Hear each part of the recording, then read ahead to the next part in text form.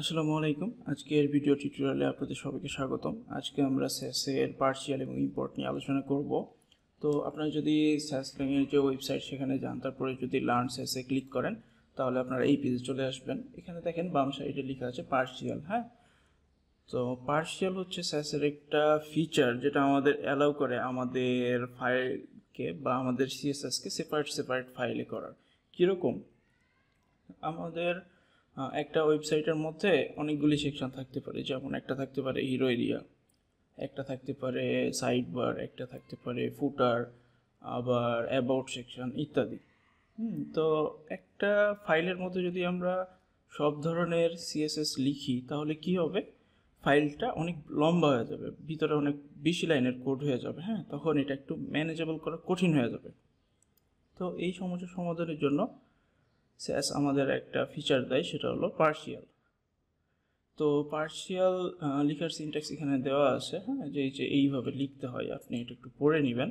আমি এখানে আর বেশি কিছু বলছি না, আমি সরাসরি কোডে চলে যাচ্ছি। ওকে, তো আগের পর্বে আমরা যেটুকু করেছিলাম সেটুকুর কোড এই যে এখানে লেখা আছে। এই ফাইলটাকে আমরা পার্শিয়ালের সাথে ইউজ করে দেখব যে কীভাবে আসলে ইউজ হয়। হ্যাঁ, ওকে, তো প্রথমে আমরা এটা থেকে ফোল্ডার আছে, সেই ফোল্ডারটা ওপেন করে নেই।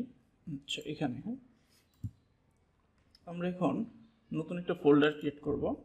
এখানে দিব হলো SCSS বা SAS লিখতে পারেন আপনি, SAS লিখলাম। ওকে, তো এর মধ্যে আমি আমাদের যে মেইন SCSS-টা না, এটা এর মধ্যে দিয়ে দিলাম। হ্যাঁ, আরেকটা ফোল্ডার আমি ক্রিয়েট করি CSS নামে।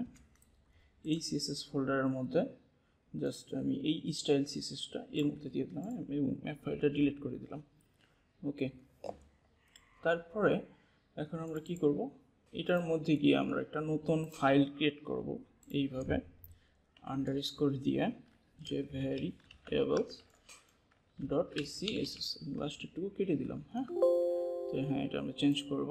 তো দেখেন এখানে আমার কি হলো, আন্ডারস্কোর ভ্যারিয়েবলস নামে একটা ফাইল ক্রিয়েট হলো। হ্যাঁ, যদি সামনের দিকে আন্ডারস্কোর থাকে, তার মানে বুঝতে হবে এটা একটা পার্শিয়াল ফাইল এবং এটা কম্পাইল করার জন্য না। হ্যাঁ, যেটা কম্পাইল করার জন্য থাকবে সেটা সামনে কিন্তু কোনো আন্ডারস্কোর থাকবে না, অর্থাৎ এটা আপনার হবে মেইন ফাইল। এই ফাইলের কিছু কিছু অংশ থাকবে, যেমন একটা ভ্যারিয়েবলস থাকতে পারে। আমরা আরেকটা ক্রিয়েট করি, আমরা জাস্ট এখানে রিনেম করি, যে দিলাম ধরেন হেডার ডট SCSS, ঠিক আছে, এইরকম। আরেকটা দিলাম ধরেন যে রিনেম করি card dot CRD, card dot SCSS। এই ফাইলগুলা হচ্ছে পার্শিয়াল ফাইল। এই ফাইলগুলা মেইন যে ফাইলটা, সেই ফাইলের মধ্যে আমরা ইম্পোর্ট করব। ইম্পোর্ট করে দেন তখন আমরা এটাকে কম্পাইল করব। আন্ডারস্কোর যেগুলো থাকবে সেগুলো কখনো কম্পাইল হবে না, সেগুলো অন্য একটা ফাইলের মধ্যে ইউজ হবে, এবং যে ফাইলের মধ্যে ইউজ হবে সেইটাকে আমরা কম্পাইল করব। ঠিক আছে, যেটা এখানেও বলা আছে, এখানে কোথায় যেন এই যে এখানে বলা আছে the underscore lets SAS know that the file is only a partial file and that it should not be generated into a CSS file, অর্থাৎ এটা কম্পাইল করে CSS জেনারেট করার দরকার নাই। হ্যাঁ, এখানে একটা ছোট্ট কথা লেখা আছে, SAS partial are used with the use rule। হ্যাঁ, তো এই ইউজ রুল সম্পর্কে আমরা পরে জানবো। আপাতত আমরা ইম্পোর্টের মাধ্যমে কাজ করব। তো চলুন শুরু করি, এটাকে আমরা ডিলিট করে দেই। আচ্ছা, এখন দেখেন আমাদের তো এটার এখানে নেই, আমরা এটাকে এরকম করতে পারি যে CSS ফোল্ডারের মধ্যে কি এটা। আচ্ছা, ওকে, তো এখন দেখেন আমাদের মেইনের মধ্যে কিন্তু সবগুলি আছে। হ্যাঁ, তো আমরা এখন কি করতে পারি, আমাদের যে ভ্যারিয়েবলগুলো আমরা ডিক্লেয়ার করেছিলাম এটা আমি কাট করে নিলাম, নিয়ে আমি যে ভ্যারিয়েবলসের মধ্যে রেখে দিলাম। ঠিক আছে, আবার ধরেন এই যে নেভের যে অংশটুকু আমি নিয়েছি, এটুকু আমি হেডারের মধ্যে রাখবো। আমি হেডারের মধ্যে রাখবো, এটা এখানে রাখবো। তারপরে আমার এই যে কার্ডের যে এই CSS-টুকু, এইটুকু আমি কার্ডের মধ্যে রেখে দিলাম। ঠিক আছে, এখন দেখেন ফাইলগুলো কিন্তু সেপারেট হয়ে গেছে। এটা আমি ডিলিট করে দিই। এটা হচ্ছে আমার মেইন ফাইল।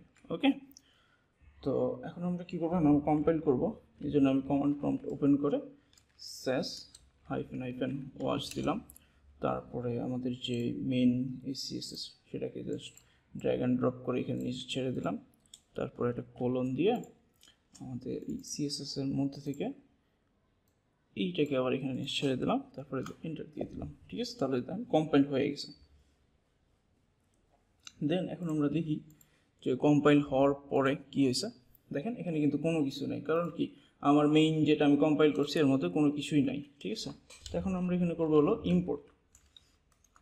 ইম্পোর্টের মাধ্যমে আমরা কি করি, অন্য একটা ফাইলকে এর মধ্যে নিয়ে আসি। হ্যাঁ, তো যেমন ধরেন এরকম আমরা করতে পারি যে ভ্যারিয়েবলস।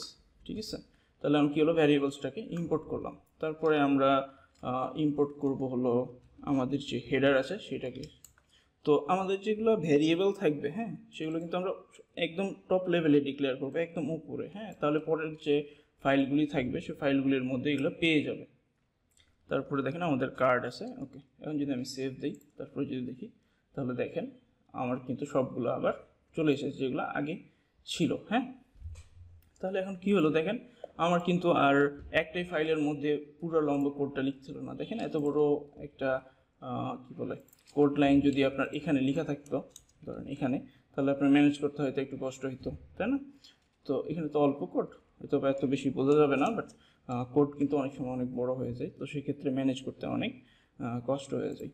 তো সেই কষ্টটাই কমানোর জন্য স্যাস আমাদের এই পার্শিয়ালের ফিচারটা দেয়, এবং পার্শিয়ালের এবং ইম্পোর্টের মাধ্যমে আমরা পার্শিয়াল ফাইলগুলিকে এখানে ইম্পোর্ট করতে পারি। হ্যাঁ, এখানে একটা জিনিস খেয়াল করেন, এখানে কিন্তু আন্ডারস্কোর দেওয়া নাই। হ্যাঁ, প্রত্যেকটা ফাইলে কিন্তু আমরা আন্ডারস্কোর দিয়ে লিখেছিলাম, বাট ইম্পোর্ট করার সময় আমরা আন্ডারস্কোর ছাড়াই দিব এবং এক্সটেনশন ছাড়াই দিব। স্যাস এটা অটোমেটিকলি বুঝবে যে আচ্ছা এটা আমার এই ফাইল এবং আমাকে এইভাবে কম্পাইল করতে হবে। ঠিক আছে, এখন যদি আমি এইটাকে একটু নিচের দিকে দিই তাহলে কি হয় দেখেন, তাহলে কম্পাইল হচ্ছে। হ্যাঁ, তো আমি জাস্ট একটু দেখি, আমরা এই যে কালার, এই কালার যে রেড লেখা, আচ্ছা প্রাইমারি কালার যে এইটা লেখা, আমি এইটাকে নেই।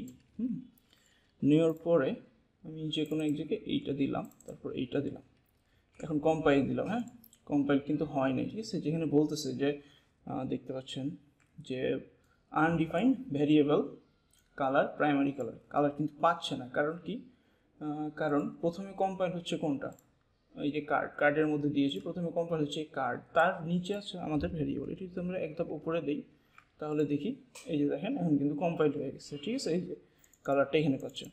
তো আমাদের যেগুলো ভ্যারিয়েবল রিলেটেড জিনিসপত্র থাকবে সেগুলো আমরা উপর একদম টপ লেভেলে দিব, এবং তাহলে হবে কি এর নিচে নিচে যতগুলো ইউজ করা হবে ওই ভ্যারিয়েবলগুলো এগুলো অ্যাক্সেস করতে পারবে। হ্যাঁ, সেমভাবে যদি আমি হেডারের মধ্যে দিতে চাই, এখানে দিলাম প্রাইমারি কালার, এগুলো প্রাইমারি কালার। হ্যাঁ, তাহলে কি হবে দেখেন,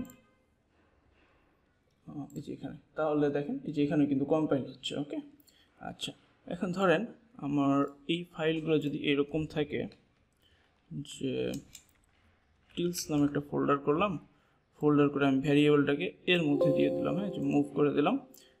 এখন দেখেন এখানে বলতেছে যে Kant find style set two import, এটা পাচ্ছে না। হ্যাঁ, তাহলে এখন কি করতে পারি আমরা এরকম করব ডট স্ল্যাশ, সরি এটা না, ডট স্ল্যাশ, তারপরে আমরা এই যে ইউটিলসের মধ্যে ভ্যারিয়েবলস, জাস্ট এই পাথটাকে আমি ধরাই দেব। তাহলে কি হবে, সেখান থেকে নিয়ে আসবে, নিয়ে এসে কম্পাইল করে আমাদের এই যে দিয়ে দেবে। ইনকেস যদি আমাদের প্রয়োজন হয় যে আমরা একটা ফোল্ডারের মধ্যে আমাদের ভ্যারিয়েবল বা অন্যান্য যে ফাইলগুলো সেগুলি রাখবো। ওকে, সেমভাবে যদি এরকম হয় যে ইউটিলস ফোল্ডারটা আপনার স্যাস ফাইলের বাইরে আছে, হ্যাঁ, আমি এটাকে রুট ফোল্ডারে নিয়ে আসি, যে আমি এটাকে এখন রুটে নিয়ে আসলাম, অর্থাৎ আমাদের এটা কিন্তু বাইরে আছে। হ্যাঁ, তো সেক্ষেত্রে আমরা কি করতে পারি, সেক্ষেত্রে আমরা ডট স্ল্যাশ দিব, আমরা এক ধাপ বাইরে গেলাম, তারপর আমরা ইউটিলসের মধ্যে গেলাম, তারপরে ভ্যারিয়েবলসকে নিয়ে নিলাম। হ্যাঁ, দেন জাস্ট যদি আমি সেভ দেই, দেখেন সেম আগের মতোই কাজ করছে। ঠিক আছে, তাহলে আমরা ফোল্ডারের মধ্যেও কাজ করতে পারলাম, ফোল্ডারের বাইরেও কাজ করতে পারলাম, এবং ভ্যারিয়েবলস যদি থাকে তাহলে আমরা এটাকে টপ লেভেলে ইম্পোর্ট করে দেব, এবং বাকি যে ফাইলগুলো আছে সেগুলো ক্রমানুগতিকভাবে নিচে নিচে কল করতে থাকবো। হ্যাঁ, যদি এরকম থাকে যে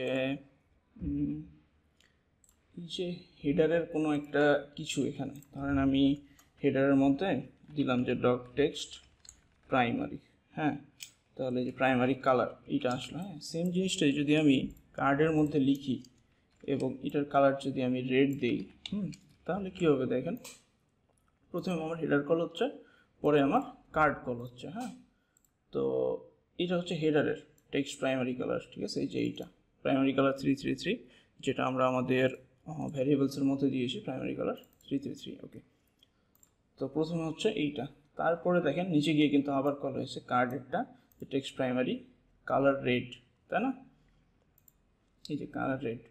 তো সেক্ষেত্রে হবে কি, হেডারের যে সিএসএস সেটাকে কিন্তু কার্ড ওভাররাইড করে দিবে, হ্যাঁ, তখন অলওয়েজ কিন্তু কার্ডের যে টেক্সট প্রাইমারি কালার রেড সেটা পাবে। তো এইটা একটু খেয়াল রাখবেন যে আমরা কোনটার পরে কোনটাকে কল করছি, নাহলে এটাকে ওভাররাইড করে দিবে। আজকের জন্য এইটুকুই, নেক্সট পর্বে আমরা মিক্সিং নিয়ে আলোচনা করব। আপনাদের যদি কোনো কোয়েশ্চেন থাকে তাহলে আমাকে কমেন্টে জানাবেন, এবং কোনো টপিক সম্পর্কে যদি জানতে ইচ্ছুক হন তাহলে সেটাও জানাবেন, আমি চেষ্টা করব সেটা নিয়ে ভিডিও বানানোর। ধন্যবাদ সবাইকে।